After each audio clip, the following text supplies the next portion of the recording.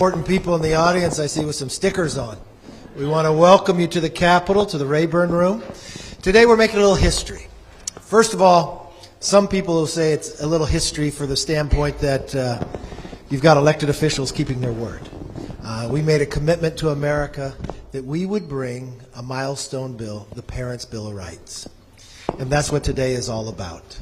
It's about every parent, every mom and dad, but most importantly, about the students in America today. You know, it's a pretty straightforward bill. We firmly believe that this bill's foundation is kind of on 5 pillars. And in today, when you introduce a bill, it always is given a number. And in the majority, you're able to reserve the first through 10. This is H.R. 5 for a very important reason. When you turn about 5 is when you start going to kindergarten, right? You start your education. But this bill, with Julia Letlow, kind of sits on 5 main pillars. The right to know what's being taught in the school and for you to be able to see the reading materials, right? The right to be heard. So many times across this nation we found that parents were attacked, called terrorists, if they simply wanted to go to a school board meeting to be heard about what's going on. The right to see the school budgets and how they spend their money. The right to protect your child's privacy. And the right to be updated on any violent activity at the school. We think these are pretty basic things that everybody and every parent should have a right to. Because it doesn't matter if you're from Louisiana, Florida, Indiana, New York, or North Carolina, or even California. It doesn't matter the color of your skin, your wealth. When you have a child, that is the most important thing in your life. You'll give your life for that child. And one thing we know in this country is education is the great equalizer. And we want the parents to be empowered. And that's what we're doing today. That you have a say in your kids' education, not government, and not telling you what to do. So that's why I believe it's a milestone. That's why I'm excited about what's happening today. And I've got some great individuals up here joining with us, and what I'd like to do, have them say a few things, and then most importantly, we want to hear from the parents. And you can even ask us some questions. So let's start with our conference chair, Elise Stefanik. You want to say a few things? You've been on this bill for quite some time, working to make sure this day comes to fruition. And you know why she's smiling so much? Because she's got this young child named Sam that even smiles more. Happiest baby I have ever met. I love seeing Sam whenever I get the chance. Go ahead, Elise. Well, thank you to our speaker. Thank you to all of you for being here today. It's great to see so many kids. It's great to see so many parents in support of the Parents' Bill of Rights. When I was first elected to Congress, I wanted to be on the Education and Workforce Committee because education was so important in my life. And my parents' advocacy to ensure that I had the best quality education, were it not for that, I would not have had the opportunity to serve my district in upstate New York. And Speaker McCarthy is right. There is nothing more life-changing than becoming a parent. I am the proud mom of Sam. As Kevin mentioned, Sam is 18 months, so I'm the newest mom in Congress, and we are proud to be standing up for families, for parents, for grandparents, but most importantly, for kids across this country. So thank you to Julia Letlow for introducing this bill. We're excited in this House Republican majority that we will pass this bill, and a thank you to my colleague, Chairwoman Virginia Fox, who has been such a leader on this issue as well. Let's turn to our Chairwoman, Virginia Fox, who education has been her life. She comes here as former president of a college. Her whole focus has been on education. She is the chair of the Committee on Education, and she has just been such a champion for the parents and the students. Chairwoman Fox? Thank you, Mr. Speaker. And Mr. Speaker, in his opening comments, said education changes lives. It certainly changed mine. I grew up in a house with no electricity, no running water. And so education was absolutely the pathway for me. And I am so grateful to have the opportunity to serve in Congress and serve as the chair of the Education Committee. And I also am a parent and a grandparent. And I know, as all the parents in here know, that children are our greatest blessing, and we will do everything we can to help those children succeed. And even though I was very poor, my parents insisted I do well in school. And I did do well in school because my parents were my first teachers and nurturers, and they wanted me to grow up to be a productive citizen. And that's what all parents want for their children. But what's happened over the years, and I've seen it because I've been a part of the education bureaucracy. I was on the school board for 12 years, is unfortunately the bureaucracy has branded teachers with a scarlet, branded parents with a scarlet letter and called them terrorists. We cannot have the education bureaucracy call parents who care about their children, are involved in their children's education, radicals. That's not a radical idea, except if you think about our country being a radical idea in pushing freedom for everybody. That's abhorrent and antithetical to American values, and we want to stop that. And I want to say I'm proud of the number, you have the number 5, because it is my favorite number. It's a very strong number. This is H.R. 5. That means how important we think it is, but building on the 5 pillars. And the author of this bill, the Parents' Bill of Rights, she's a congresswoman, but she'd first tell you she's a mother to 2 wonderful children. Before she ever got to Congress, her whole focus was on education. And you know what? She never changed when she got to Congress, and she's proving it today by the Parents' Bill of Rights. Julia Letlow. Thank you so much, Mr. Speaker. I am thrilled about today. I am so honored. Thank you for entrusting me to author the Parents' Bill of Rights. You know, I think the pandemic brought to light for a lot of us moms and dads, for the first time ever, we sat down and we saw what our children were being taught through the virtual classroom. And when we saw that, so many of us were disheartened with what we were viewing. And so then we did the right thing, right? We went to our school boards and we voiced our displeasure.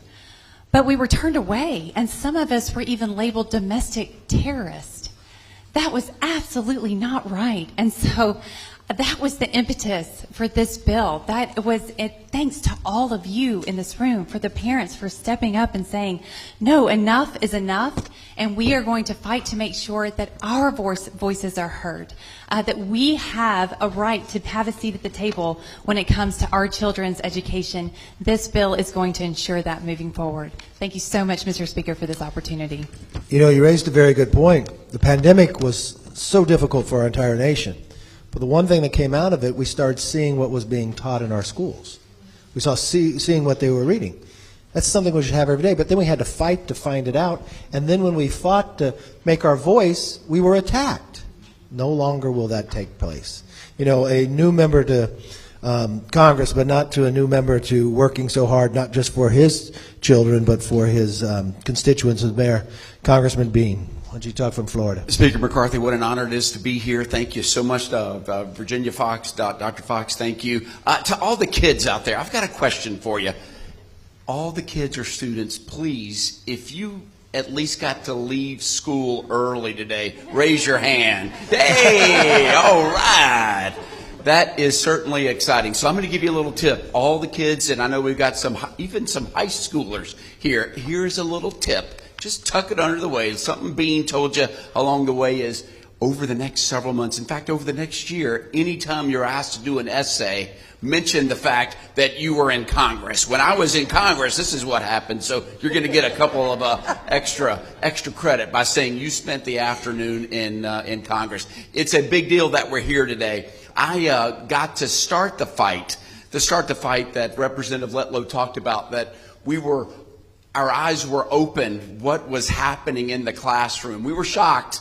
And so we began to fight. I was part of the state legislature last year in the free state of Florida, where we had an empowering bill that really should be titled, Let Kids Be Kids. There's just a small window where kids have that innocence and let them enjoy it. And in fact, let's let them learn colors and addition and reading. We don't have time to learn anything that's inappropriate. So we passed that bill, and that is the start of a revolution.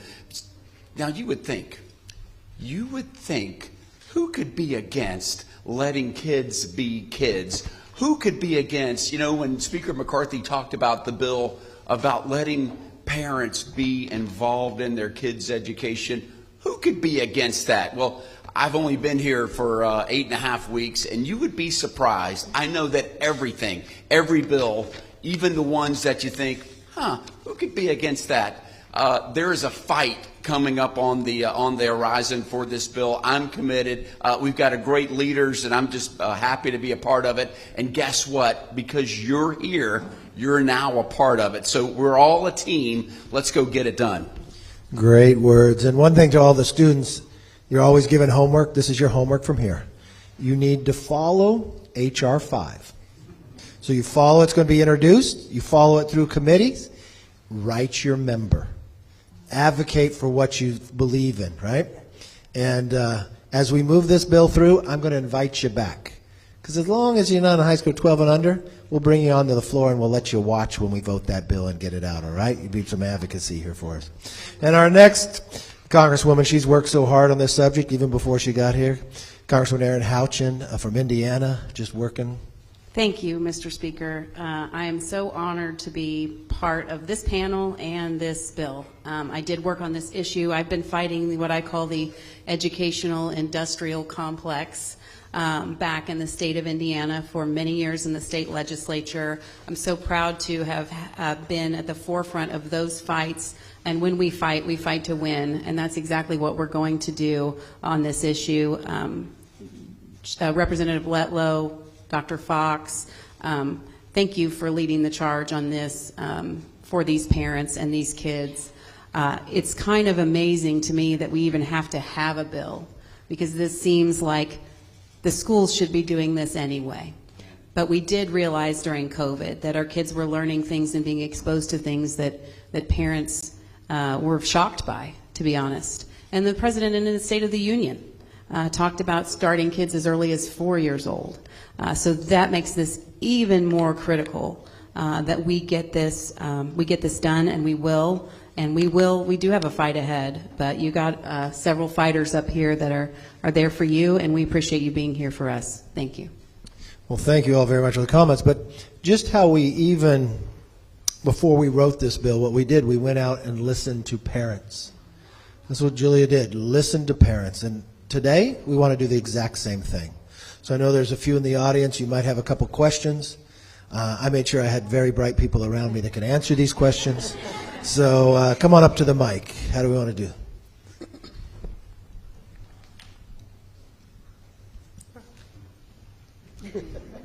She wants to go right to the front.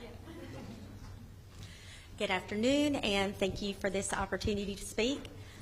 Go ahead and introduce yourself and your story. My name is Neely McAllister, and I am a Fairfax County mother of four.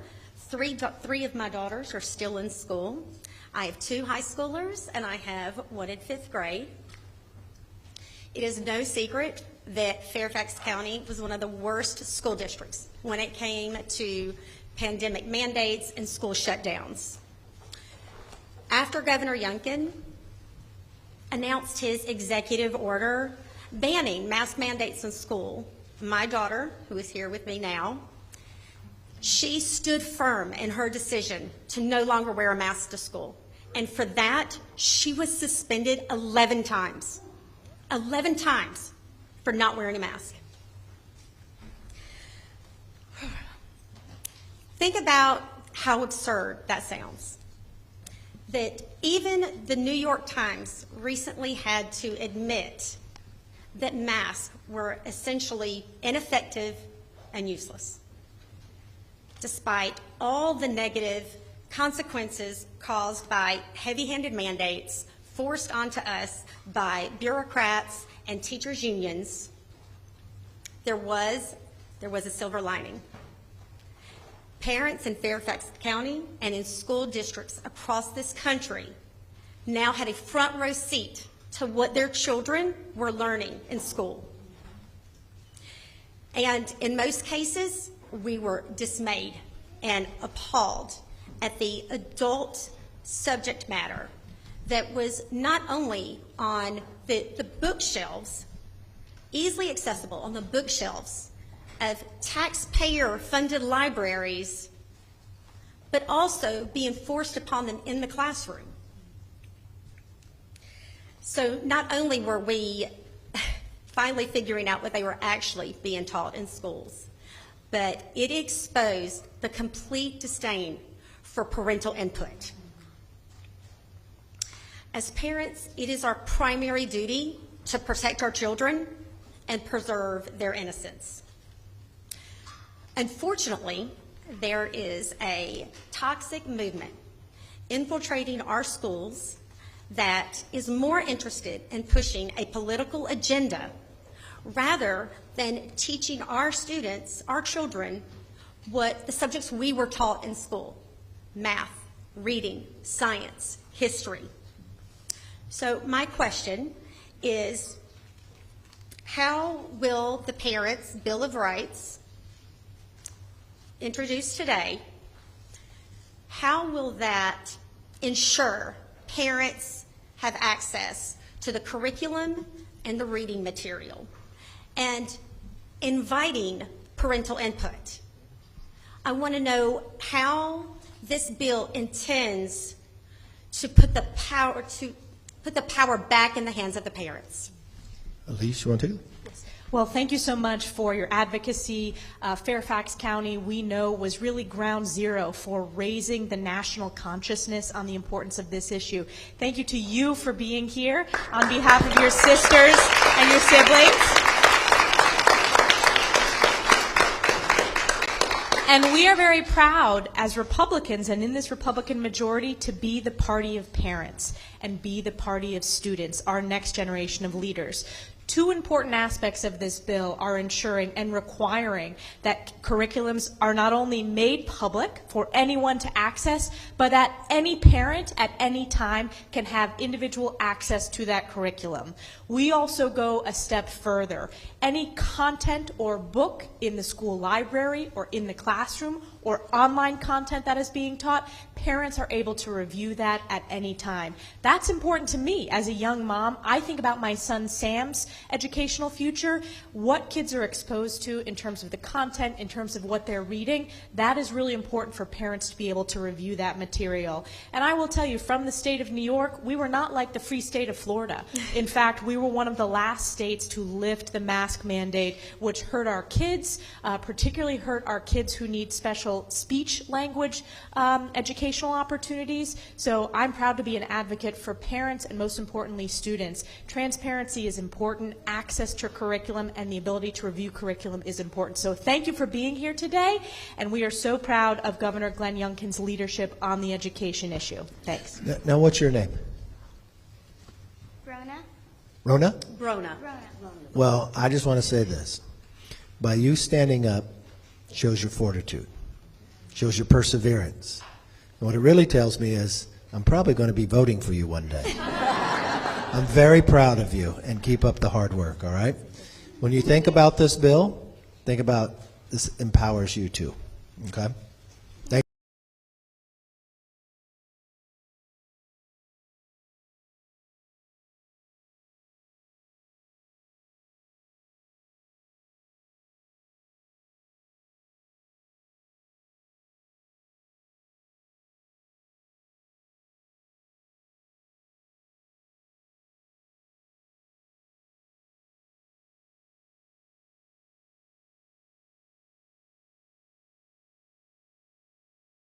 The curriculum wasn't posted online and it wasn't available in a school district. Then I asked them if they were teaching gender theory, and they told me that they don't call children boys and girls, and they embed the values of gender identity into every classroom, including kindergarten, and they didn't want to answer any of my questions further. They told me that they would communicate with me only through public records requests, and that is the only way I could get my questions answered. And when I did submit the public records request that they told me to submit, and I submitted hundreds because I had hundreds of questions, my school board then put my name on the agenda of a public school board meeting and held a public school board meeting to discuss suing me for submitting the request that they told me to submit. In a 5-hour-long school board meeting, they openly debated my moral character, my political motivations. They said that I was causing chaos, wreaking havoc, harming the district, harming children. One school board member even said she felt unsafe and started to cry. because, as you see, I'm really scary standing here right now. And they really just tarred and feathered me for asking questions. And they had never met me before, and this was the first school board meeting that I had ever been to in my life. They wanted to send a message to other parents that if you ask questions, they will come after you. Well, at the end of this meeting, they decided that they wouldn't sue me for asking questions because they never intended on actually suing me. They just wanted to publicly humiliate me in a school board meeting that was a show trial. And when that happened, then the teachers union, the largest teachers union in the country, the NEA, did file a lawsuit against me to bully me and harass me with frivolous litigation and to send a message to other parents that if you ask questions about public education, they will come after you. And I'm here so that this doesn't happen to any other parent in America. I'm still in litigation for almost 2 years with the teachers union. I still don't have my answers. But what I do know is that my school district and my teachers union didn't want to just hide the curriculum from me. They wanted to ruin my life just for asking for it. And I don't want that to happen to any other parent in America. So I'm very happy to be here today with this bill. And my question for you is, how will this bill ensure that parents like me can get their questions about education answered? You want to take this, Virginia? I will. First of all, Nicole, let me say thank you to you. Let me say thank you to Rona. Told they're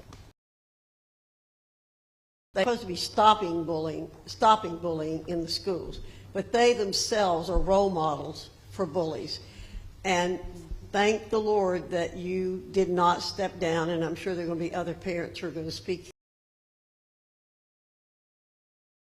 Guarantees that you have the right to go to the school board. I mentioned earlier, and I actually saw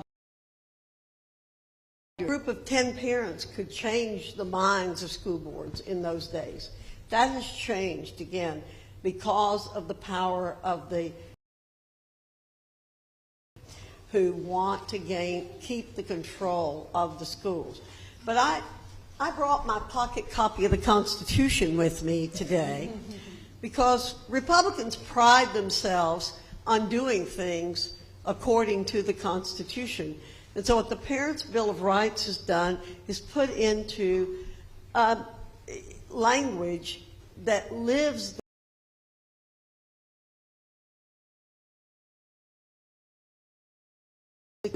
meet with and communicate with the officers of the school board and the school board. And where does that stem from? That stems from the First Amendment. And so I'm just going to reiterate that a little bit because I think it's very important. And I hope for any of you, if you run into this kind of problem with the school boards, just take your pocket copy of the Constitution with you and say, you know, this is my right as a citizen, as a person who lives in this country. You don't even have to be a citizen. You can be legitimate. You'll be legally here. So let me say, Congress shall make no law respecting an establishment of religion or prohibiting the free exercise thereof, or abridging the freedom of speech or of the press. But here's the most important point for our discussion today, or the right of the people peaceably to assemble. So when you go to a school board, you are there to peaceably assemble and to petition the government for a redress of grievances. And that's what you were doing. You were completely within your constitutional rights to do what you were doing. And our freedom goes away when these bureaucracies and these petty tyrants stand up to tell you what you cannot do and then sue you to intimidate you. But you have a rock to stand on, and that's the Constitution. And what the Parents' Bill of Rights is doing is reiterating to people in this country that we believe in the Constitution. We as Republicans believe in the Constitution, and we're upholding your rights as parents and students and citizens of this country. So God bless you for doing what you've done, and you'll prevail. You will prevail. Thank you very much. Parents will prevail. Thank you. I hope everybody, listen, I wouldn't believe that was even true in America if you didn't stand up and tell me that. Just think, they sued you for asking what's being taught to your child. I mean, we wouldn't think we'd have to do this bill, but you are the exact reason why we have the Parents' Bill of Rights.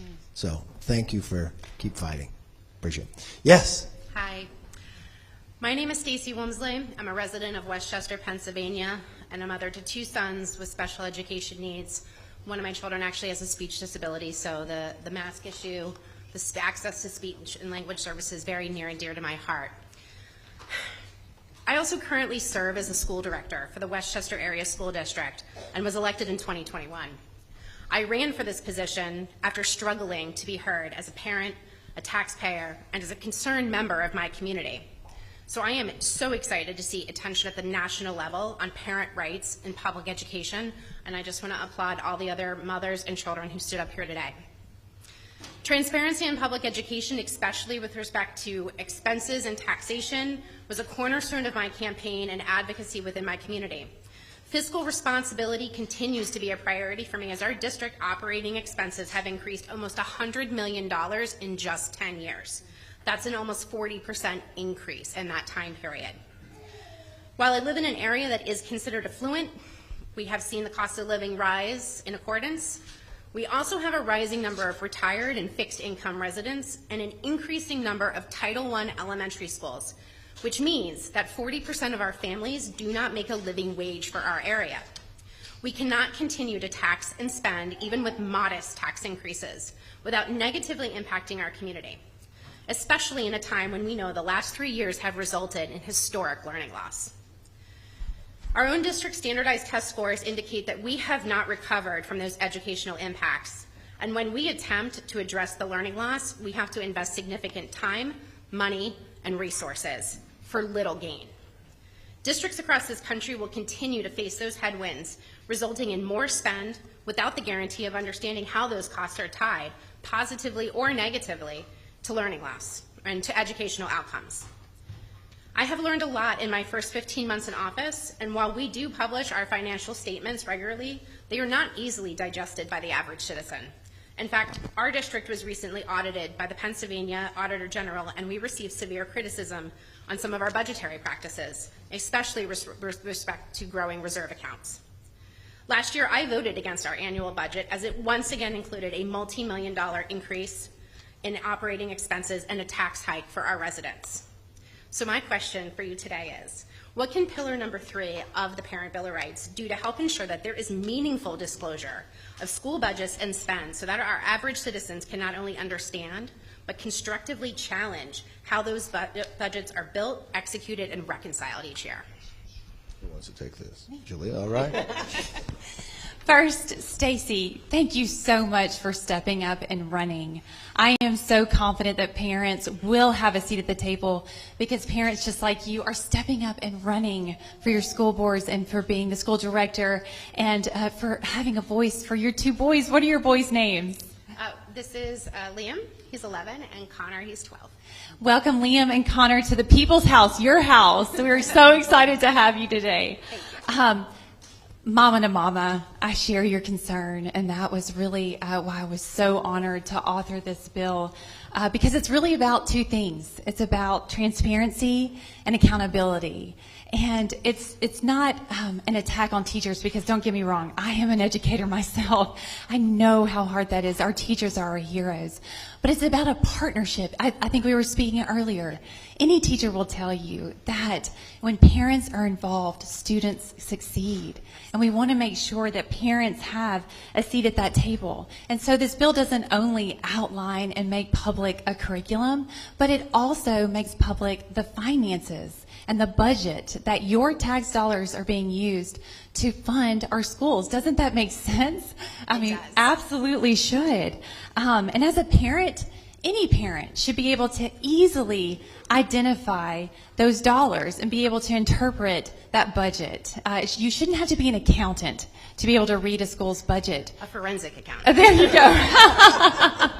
And I am not, but I'm doing my best. So this bill will clearly defines that each school and each school district will have to lay that out yearly. This is so important as schools are continuing to use those COVID dollars. We want to make sure that they are addressing the learning loss that our students experienced. So please feel confident that within this bill that you are going to know without a doubt how your tax dollars are being used. Again, I can't thank you enough for stepping up, for fighting for our parents, but most importantly, fighting for our kids and our next generation. Thank you. God bless you. Thank you for standing with us. Thank you. Have any more questions? Come right up. Hi, everybody. I've dropped my paper, so you got to bear with me. My name is Scott Smith. I'm here today as a father and a taxpayer. And like all of you, I want a future where our children are safe at school and not sexualized, politicized, and radicalized. 18 months ago, I was arrested at a Loudoun County School Board meeting. I was restrained, tackled, and charged with disorderly conduct and slandered in the media across the world. But my real crime was voicing my concerns as a parent and standing up for my family and my community. In May 2021, my daughter was sexually assaulted at her school in her female bathroom by a boy wearing a skirt. As any parent can understand, this was a painful and devastating time for our family. This should have never happened and could have been prevented. I went to the school board meeting to speak up for my daughter and to get some answers that we deserved. But instead of putting her safety and our safety of other students first, the Loudoun County School Board tried to hide the facts and protect their administrators at all costs. We now know that 3 young girls were attacked by the same now convicted sexual predator. The school board has failed each of these young girls and their families every step of the way and continues to do this every day, to this very day. A special grand jury report ordered by our new governor, Governor Glenn Youngkin, released last year, confirmed the board's lack of transparency and failures to the district's families. Yet the school board still refuses to be transparent and take accountability. To this day, nothing. 2 weeks ago, LCPS officials voted against releasing the redacted report of the independent review that they did, and they told us that they would be transparent with it, but they refused to release it. This is an insult to every parent in the district. It disrupts the trust that we have and keeps the community from healing. No family deserves to be treated this way. Parents deserve answers. We deserve transparency. We have the right. Our children belong to us, the parents. We are not so-called domestic terrorists. We are loving parents who are committing to promoting the well-being and safety of our kids and their education to become smart and make good things for themselves. I came here today to share our family story in the hopes that we can prevent other parents from living through the same nightmare. Thanks. My question is, how will the Parents' Bill of Rights introduced today help protect students like my daughter's privacy and ensure parents are updated on violent activity at school? This would have prevented a lot. Before we go, I watched you on TV that day, and I want you to know every parent in America stood with you. Thank you. And thank you for standing.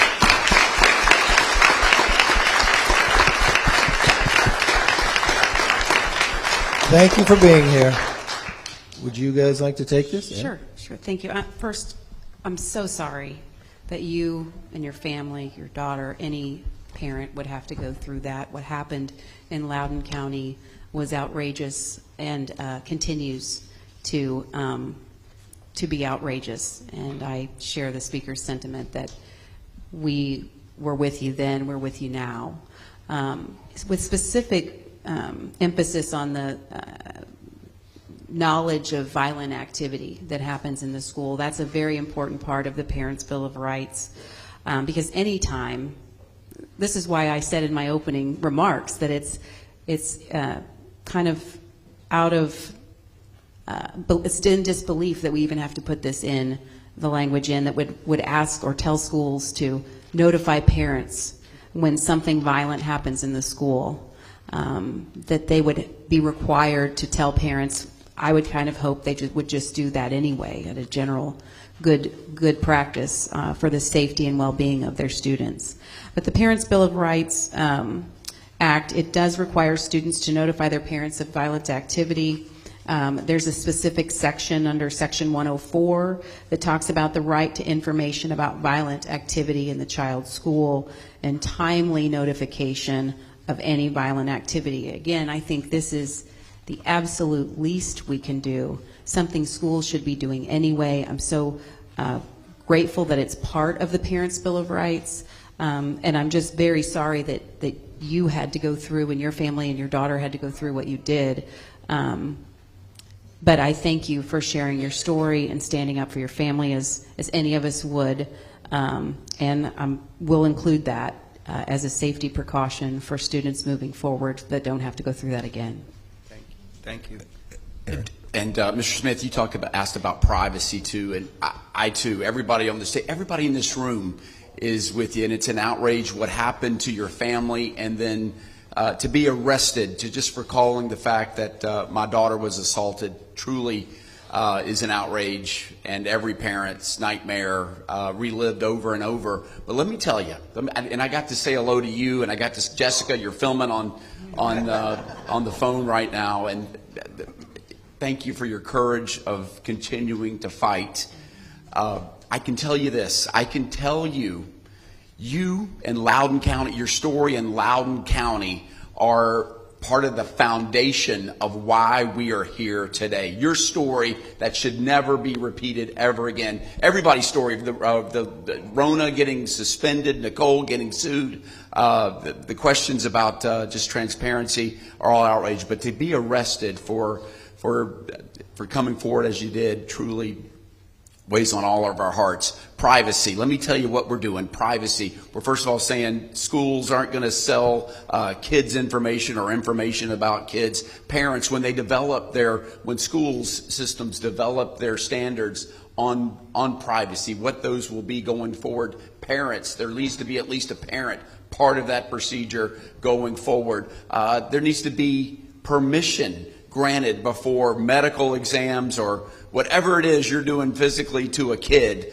Parents need to say yes, need to be asked, and we shouldn't allow our schools. But let me tell you what really is disturbing. And you would think, once again, why do we want to put that in there? There is never a time when a teacher should tell a student, let's keep this between ourselves.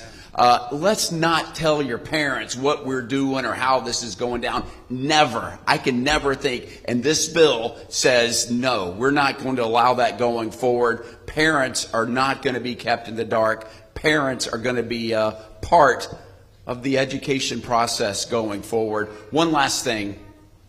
When we talked, you said that you were looking possibly at other states. I want you to know Florida would welcome you. We would love to have you in the free state of Florida.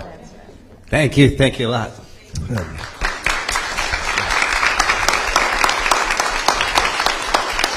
First of all, for every parent got up and for every student, if you've been harassed in school, thank you for standing up, because you're saving other parents and students by doing that. So I want you all to remember H.R. 5, the Parents' Bill of Rights. 5 is the age that kids start going to school. But it's built on 5 pillars, right? The right to know what's being taught in your schools and to actually see it. The right to be heard and not sued for asking. The right to see your school budgets and to understand how they're spending the money. The right to protect your child's privacy. And for the teacher not to be the parent. The parent is always the parent. And the right to be updated on any violent activity at the school, so you know what's happening. I think it's common sense, but unfortunately, it doesn't seem like it's happening. But you know what? In a new Congress, we keep our word, we keep our promise, and more importantly, we're going to make sure the Parents' Bill of Rights get through this House. Thank you for joining with us today, but join with us as we move this bill. Thank you very much.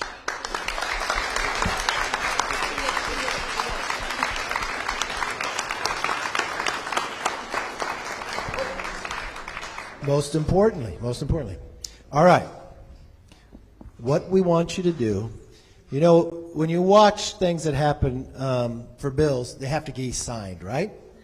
So what we want you to do is join with us in your support, sign over here, the parents and the students can sign as well, your support for the Parents' Bill of Rights. And what we're going to do too is we're going to put it online, because we want millions of parents across this country to join with us. This is the people's house. We want the people to be involved in moving this bill and making it all important. So for those who got up and spoke, why don't you be the first? You stood up with everybody else. Come on over.